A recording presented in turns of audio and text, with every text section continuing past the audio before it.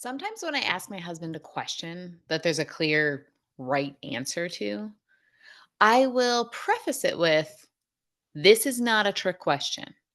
That way, he knows that when I ask him, I actually want his true answer. So if I say, "Do I look good in these jeans?"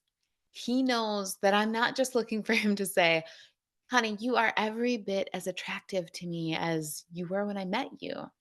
But what I actually want is the truth. I want him to think about it for a second. So for this next question, I am going to preface it just the way I do for him. This is not a trick question. How good of a leader do you want to be? Remember, we're thinking about this for a second. So let me give you a few more questions to consider. Are you okay being mediocre? Are you content with just checking the box, clocking in, clocking out, going home? Or maybe you want to be average. Maybe you want to be run of the mill. You don't really want to stand out on either end of the spectrum. You'd rather not hang on to the lowest rung of the ladder, but you don't really want to make waves either, right? Is that where you want to be? Just sort of blending in and getting by? Maybe for you, you are striving for excellence in leadership.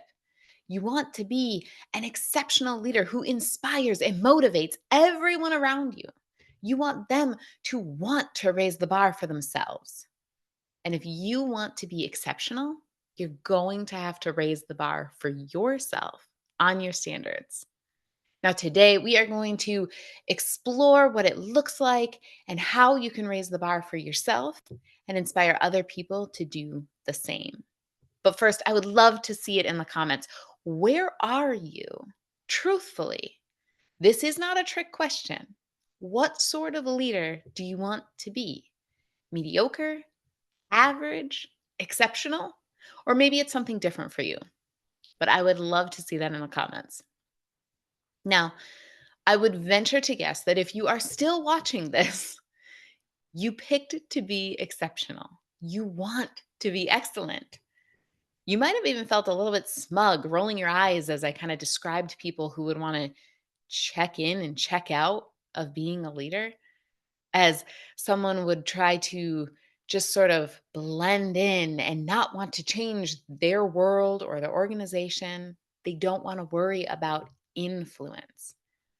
They don't want to have a voice in these major decisions. They might even wrinkle their nose at the idea of championing change on their team because if you want to be an excellent leader, you want to be moving up. You are setting big goals. You are excited about what that next chapter might hold and how you can get there. And that's fantastic. I love the idea of wanting more. And so, just before we really dig into the standards and how you'll get there, I think it's very, very important that you get clarity around what that more looks like. What does it look like for you to know yourself as a leader? What do you want to accomplish? Now, I want you to get clarity on that as the very first step. So, check out the links below. There is a free guide that helps you process through where you want to be individually as a leader. What's going to be the most important thing for you, how you are going to get there, and what obstacles are going to step up in your way. This guide is going to help you set your goals, set your intentions, and get you off the ground.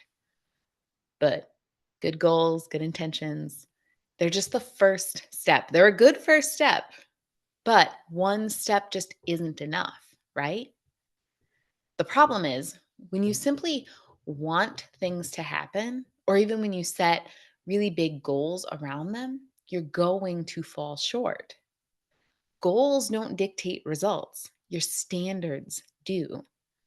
For example, if I have a goal of losing 10 pounds, but I eat and my activity is exactly the same as it was when I gained 15 pounds, I am never going to hit that goal, right? Even if I make a plan and write it down, even if I buy all the vegetables and put them in the fridge, I'm not going to hit that goal weight Because my standards haven't changed. My standards are what led me to gaining weight in the first place. James Clear has a book called Atomic Habits, came out in 2018, I think. And what he says is you do not rise to the level of your goals, but you fall to the level of your systems. And your systems are your standards. Dreaming and goal setting is a great start. Again, I don't want to belittle it. I talk a lot about setting big goals. It's just not enough. You have to have standards and systems in place that are going to support you in actually achieving those dreams. So if you said, I want to be an exceptional leader, setting your system of standards up is going to be the most critical next step. All right, let's get into it. One of the best parts about leadership, I think personally, is that it is a skill. It is not a trait you are born with. It is not something that some people have and some people don't. It's a skill. And that means that even if the standard you have right now, even if your current standard is average or even mediocre, you get to change it. You have the power to stop wrinkling your nose at that change management plan that HR keeps sending you and start moving through the ADKAR model. First yourself and then with your team. Now, if you are ready, we're going to dig in. All right, first and foremost, lead yourself every single day. This all starts with you. That's why I prefaced it a little bit with you're going to go through that ADKAR model yourself in change management and then bring your team through it because everything starts with you.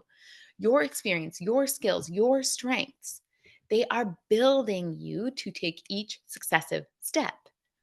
That means working toward becoming an exceptional leader is going to happen over time as you build on these things. No time, no experience, no challenge is ever wasted because you are always building on those skills, on those strengths. All right. So, what is this going to look like on a daily basis? Because that's really nice to say lead yourself, but what does that mean for you? It looks like consistent personal development. It looks like hanging out here on this YouTube channel and others that are going to help you build in the way that you want to grow and develop yourself. Most of what we learn is caught, not taught. So that means that you need to be intentional about what you're consuming and what you're throwing out.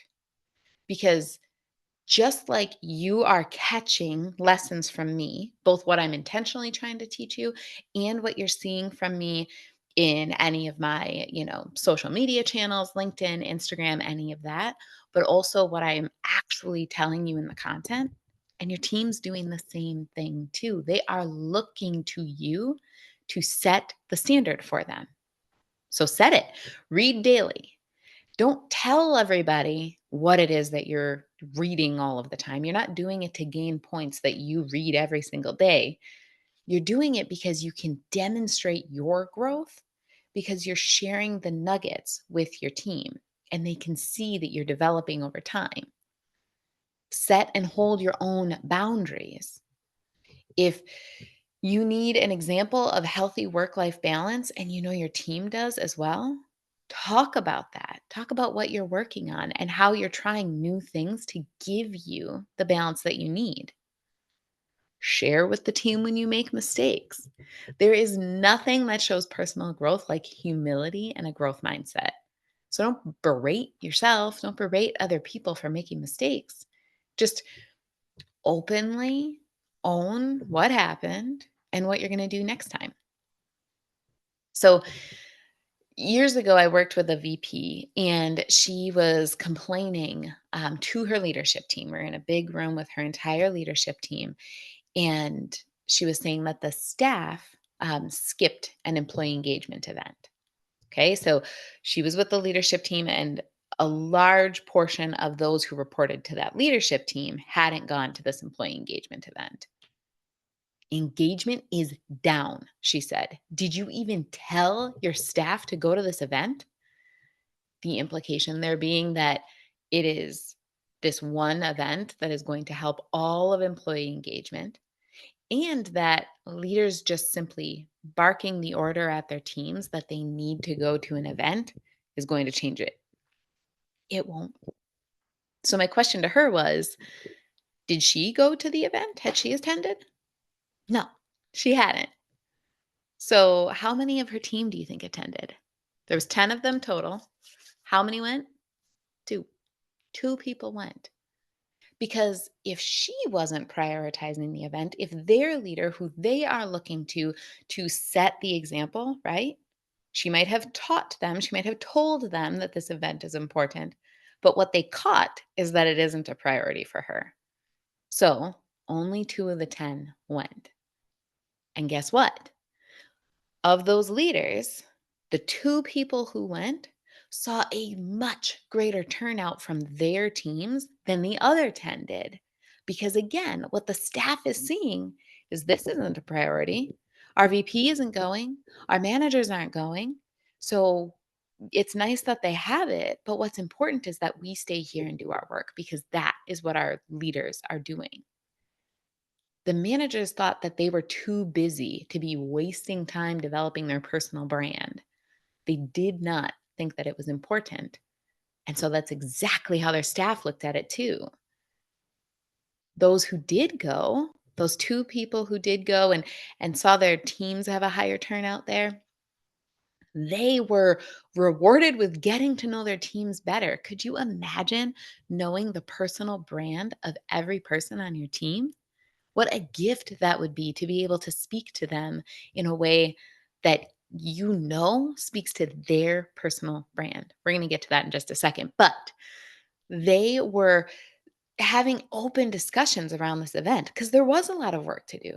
It was understandable that people didn't make the event a priority because there was so much work to do.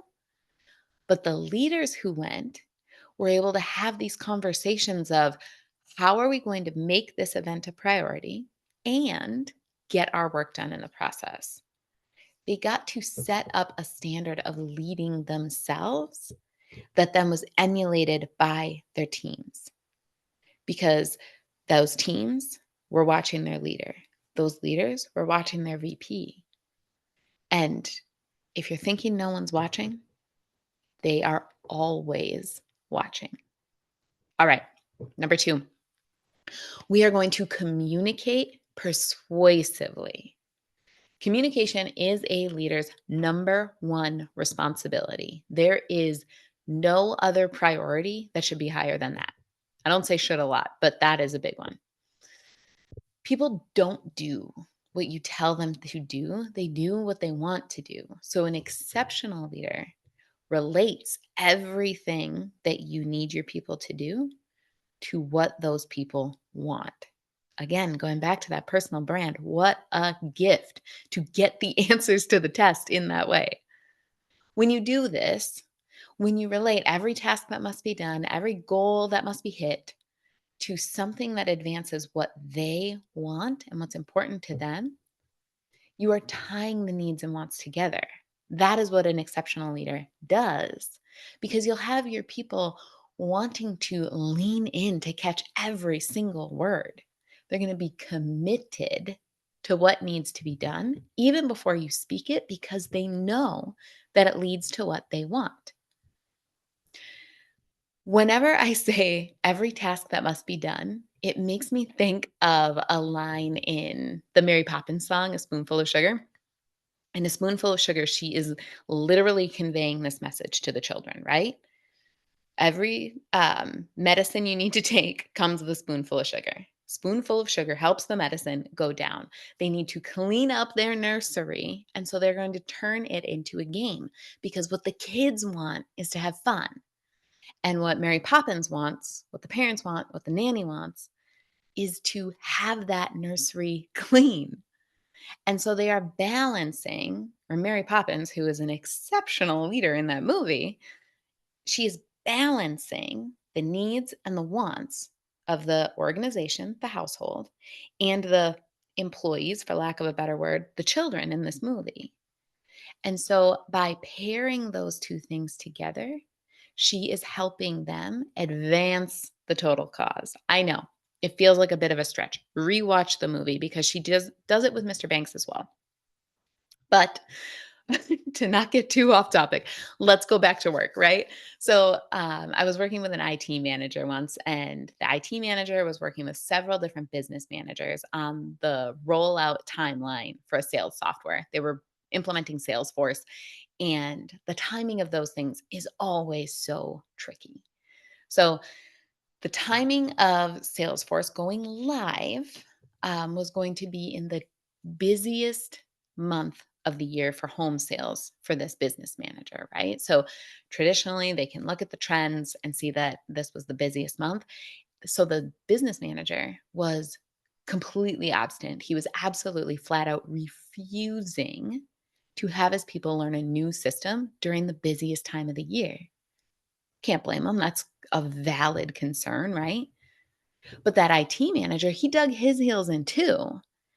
Everyone was on board with this plan. It's just this one business manager that's having a problem. That guy is going to either need to get on board or get out of the way, right? When you're on the outside of it, it's easier to see like both have valid points. We don't just plan these things around one business unit. You're going to have to figure it out. And also, you're not rolling out new software for my team during the time that they have the highest volume of work. You're going to have to figure it out. They were pushing at each other, they were beating each other up, trying to just stand their own ground. Now, I was working with the IT manager, as I said. So we had a discussion about it and the timing and how he was interacting with that business manager once that meeting was over. I asked him to consider why they were rolling out this system in the first place. It was to improve efficiencies, specifically for the sales staff. Not necessarily that one business unit, but the sales staff in general was going to be more efficient with Salesforce. So his communication needed to shift from pointing to the plan that was set and why he set it up that way and how important it was to follow the plan to showcasing how much faster the sales team was going to be able to process their home sales during this busy season with the new system. Once he started speaking to what the business actually wanted, a quick, streamlined process, they were able to get on board. That business manager was able to say, "Oh, yeah, this is what I need." And then instead of pushing on each other, they were kind of catching each other's wind in the sails. The business manager actually wanted to speed things up even a little bit. How do we get people trained sooner so that during that busy month, they can just be in the system and working like a well oiled machine? How do we get the highest efficiency out of this? Switching that communication, taking that focus off of IT's plan and putting it on what the end result was for that business unit helped them to work together to solve the problem rather than work against each other to stand their own ground. All right, number 3, application trumps time every single time. Every single time. So let's be honest now. We all know that there are managers, directors, VPs, board members, all sorts of people who seem to be in charge because they've just been around so long. But look at those organizations a little bit closer because you will see that when you have that sort of person in charge, nothing actually gets done. If things do get done in a team like that, it's because there is an exceptional leader embedded somewhere in that organization that is influencing people without the title. That's because exceptional leaders use their experience and apply it to new scenarios. This application helps them evolve and grow as a leader continuously. So it doesn't matter what figurehead is at the top, they're going to run circles around them. Recently, I was working with a leader who happened to be hiring an executive assistant at the same time we started working together. He had actually hired for this position 3 times over the past 2 years, if you can believe it. He was very annoyed at this point that no one he hired was working out. He had a long-term expectation. He did not want even 2 to 5 years. He wanted someone who was gonna stay with him for the long haul. So, because we had started working together, we took the opportunity to just dig into his interview questions. And I found the problem fairly quickly. So, what his process ended up being was he was consistently interviewing assistants based on how long they had been in their last role. So if they had been in their previous role for several years, he thought that that meant they were dedicated employees and would be in his role for several years. Then in the interview, he would ask them all sorts of questions about the technical skills to make sure that there was a skill match between what they used to do and what he wanted them to do. Seems logical, right? This feels like it would give you the right result. But again, remember, it wasn't. Oh, and his interview questions, those were also behavioral, which is great. We want to start with behavioral questions, which usually sound like, tell me about a time you did X, or give me an example where X. Okay. So as I dug more into those interview questions and answers, I could see the pattern so quickly. So he was asking questions based on experience, but he wasn't expecting answers based on experience. The people he hired were giving hypothetical responses. So there was no indication that they could actually apply the work that they were doing. So, for example, if he said, tell me about a time that you had to prioritize work, they might say, well, if I had to prioritize work, I would focus on the most important tasks and then I would stay late if I needed to. Now, for him, that felt good, right? In the past, that had felt good because they said they would focus on important tasks and they hit that dedication chord again by saying that they would stay late if they needed to. But it was an instant red flag for me because they weren't demonstrating that they could apply anything they had done. They were demonstrating that they didn't actually know what it meant to prioritize work. So this time when he hired someone, we looked at how they were applying the skills, how it actually worked for the person. He would press them to give true examples so that he could see that even if the skills match wasn't 100% aligned, he knew that they were able to apply what they had done in the past to a new situation, which was going to help them be even more successful in the role. All right. I hope that you are sticking with me here because these were some thick ones. If you are looking to increase your standard of leadership, then I want you to first and foremost lead yourself every single day. Be developing yourself personally and professionally. Don't look for a cookie every time you read a book or listen to a podcast, but look for ways that you can add value by sharing the nuggets that you've gained. And then communicate persuasively.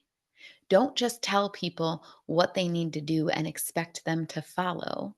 Don't be like that VP who just said, did you even tell people to go to the event?